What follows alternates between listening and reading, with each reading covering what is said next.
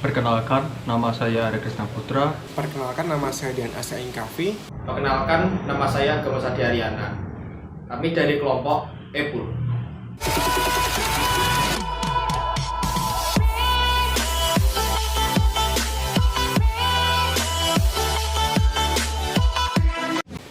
Bismillahirrahmanirrahim. Assalamualaikum warahmatullahi wabarakatuh.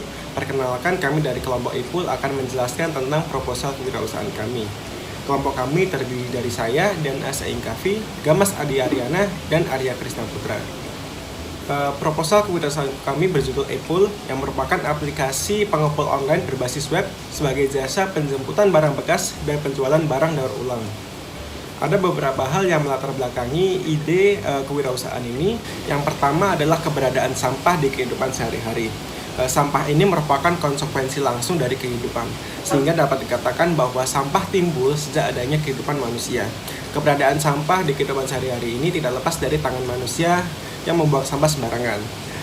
Mereka menganggap sampah yang mereka buang itu tidak dapat digunakan lagi. Lalu, Kota Semarang menghadapi kendala kurangnya tempat penampungan sampah sebagai akibat kompleksitasnya permasalahan perkotaan. Lalu, perkembangan teknologi sangat memudahkan persoalan yang dihadapi manusia. Dari berbagai permasalahan tersebut, maka dibutuhkan sebuah aplikasi berbasis web yang menjadi solusi penanganan masalah sampah, terutama di Kota Semarang. Selanjutnya adalah deskripsi produk. Epul ini merupakan sebuah platform pengepul barang bekas berbasis web di daerah Semarang. Epul ini menyediakan sebuah layanan berupa penjemputan barang bekas ke rumah pelanggan.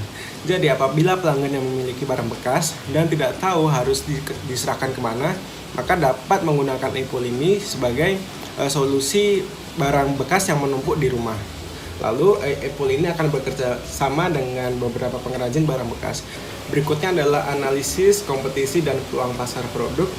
Jadi Epul ini memiliki pesaing bisnis bernama Mortres yang juga berbasis di Semarang. Perbedaan Epul ini dengan Mortres adalah Epul ini yang pertama adalah menawarkan penjemputan barang bekas. Jadi kami langsung ke rumah pelanggan, dan juga kami menyediakan sebuah toko untuk para pengrajin barang bekas untuk menjual kerajinan mereka.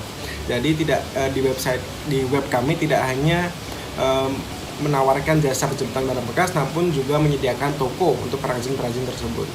Selanjutnya adalah platform ini menawarkan jasa penjemputan barang bekas dan menawarkan produk kerajinan dengan harga yang terjangkau bagi masyarakat, sehingga dapat dikatakan bahwa peluang pasar kami ini cukup besar, terutama di Kota Semarang yang memiliki masalah sampah yang besar juga. Saya akan menjelaskan mengenai mekanisme produksi dari Epul ini sendiri. Epul ini sendiri karena dia berbasis web, oleh karena itu maka nanti pengguna dapat mengakses web kami, web dari Epul, untuk mengupload foto barang bekas di sini dan juga keterangan barang bekas beserta beratnya, lalu alamat pengambilan dari barang bekas tersebut, dan juga nomor HP yang bisa dihubungi oleh agen dari kami. Di sini jika sudah mengupload keterangan barang bekas dan berat, maka nanti dari agen pun bisa mengkira-kira bagaimana harus barang tersebut harus dibawa, entah itu harus menggunakan mobil yang besar atau hanya bisa menggunakan pickup, atau bahkan mungkin cukup hanya dengan menggunakan motor saja. Dan juga agen nanti dapat mengira-kira beberapa biaya yang pantas untuk dikeluarkan untuk sebagai kompensasi dari barang bekas yang dijual oleh pengguna tadi. Ya, di sini ada contoh layoutnya atau desainnya ya, untuk web kami, dan juga ini di beranda. Lalu ini juga ada tokonya. Misalnya kita akan menjualan tentang hiasan bola, tempat pensil, hiasan jam, pot bunga, dan lain-lain. Di sini nanti barang bekas ini akan disulap atau dikerjakan didaur ulang menjadi barang-barang yang layak pakai seperti yang ada di kanan ini. Yang persatu, jadi nanti pelanggan dapat melakukan pemesanan melalui website dengan mengisi formulir, ya, formnya di sini. Lalu kedua, agen akan menghubungi pelanggan untuk konfirmasi. Jadi setelah selesai nanti agen akan mengkonfirmasi kepada pelanggan apakah barang-barang yang cantumkan tersebut benar atau tidak, lalu bagaimana cara membawanya, dan mungkin bisa nego harga langsung mungkin dari HP itu sendiri. Lalu ketiga, setelah konfirmasi agen menuju ke alamat pelanggan. Nah, di sini agen akan menuju ke alamat pelanggan untuk mengambil barang-barang bekas tersebut, sehingga nantinya bisa ditimbang, bisa dicek juga, lalu dibawa pulang juga, lalu kita memberi kompensasi kepada pelanggan tersebut. Lalu saya akan menjelaskan tentang rencana pemasaran. Jadi aplikasi Ipul ini menargetkan masyarakat Semarang sebagai pasar awal, karena basis dari dua anggota kelompok kami ada di daerah Semarang, dan kami bertiga juga kuliah di Universitas Diponegoro di Semarang. Maka kami menargetkan masyarakat Semarang di sini sebagai pasar awal, karena jumlah sampah di kota Semarang semakin menumpuk. Sebenarnya jumlah sampah yang sudah semakin menumpuk ini tidak hanya terjadi di kota Semarang, namun juga ada di seluruh dunia. Jadi mungkin dari awal kami akan menargetkan dari kota Semarang dulu, lalu kemudian karena kota Semarang ini adalah ibu kota dari Jawa Tengah, maka kita bisa memperlebar sayap dari Ipul ini sendiri dengan cara menggait atau meminta tolong kepada gubernur dari Jawa Tengah ya, sebagai brand ambassador untuk aplikasi Ipul. Karena aplikasi ini akan berguna tidak hanya untuk mengurangi kotoran atau mengurangi sampah-sampah bekas yang tidak terpakai yang ada di Indonesia ataupun yang ada di Jawa Tengah dan di kota Semarang, namun nanti aplikasi ini juga akan menjual barang yang bermanfaat bagi orang lain. Selanjutnya di sini ada pengeluaran. Pada pengeluaran usaha yang akan kami jalankan di sini terbagi menjadi dua, yaitu yang pertama adalah pengeluaran sekali pakai, dan yang kedua pengeluaran selama keberjalanan usaha kami selama 5 bulan.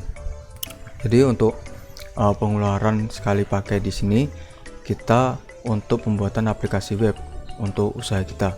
Selanjutnya untuk pengeluaran selama keberjalanan di sini terbagi menjadi beberapa, menjadi 6, yaitu yang pertama kita pengeluaran listrik sebanyak 500.000 selama 5 bulan, lalu internet atau wifi sebesar 1 juta selama 5 bulan, lalu hosting web aplikasi yang akan kita gunakan untuk melakukan usaha ini sebesar 250.000 selama 5 bulan. Lalu di sini ada kita gunakan untuk iklan atau promosi barang dan usaha kita selama 5 bulan ini sebesar 750.000. Di sini kita juga membutuhkan modal untuk membeli bahan bekas dari pelanggan, yaitu sebesar 1 juta selama 5 bulan.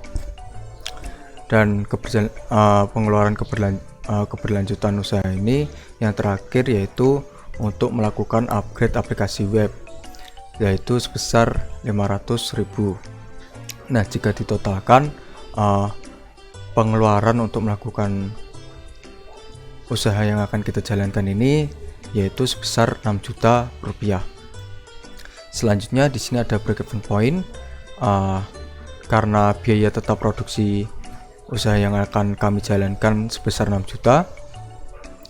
Di sini kita berharap harga jual per unit barang yang kita buat itu rata-rata sebesar 40.000 dengan kontribusi margin per unitnya 30.000.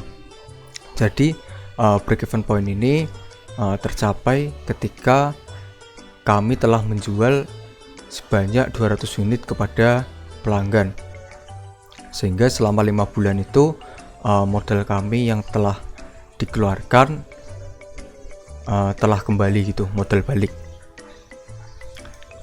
Lalu di sini ada sumber daya manusia. Untuk sumber daya manusia di perusahaan kami di sini mungkin ada beberapa bagian yang diperlukan. Yang pertama yaitu CEO, yaitu di mana fungsi utamanya yaitu untuk memimpin dan memotivasi perusahaan. Selanjutnya ada CTO atau kepala bagian teknologinya.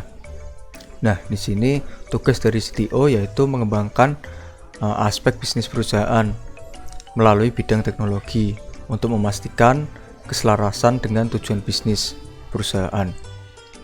Selanjutnya di sini ada bagian CMO atau kepala marketing. Nah, tugas dari CMO ini yaitu menentukan tujuan dan pencapaian pemasaran dari perusahaan kami. Selanjutnya ada CFO atau kepala finansialnya. Di sini tugasnya yaitu untuk mengawasi pelaksanaan keuangan perusahaan. Dan yang terakhir adalah agen, di mana tugas dari agen ini adalah melakukan penjemputan untuk mengambil barang bekas dari pelanggan yang telah memesan jasa kami. Selanjutnya di sini ada keberlanjutan usaha. Mungkin untuk awal ini usaha kami lingkupnya hanya di Semarang, sehingga kami ingin ketika usaha ini berjalan, keberlanjutan dari usaha ini kita akan meluas.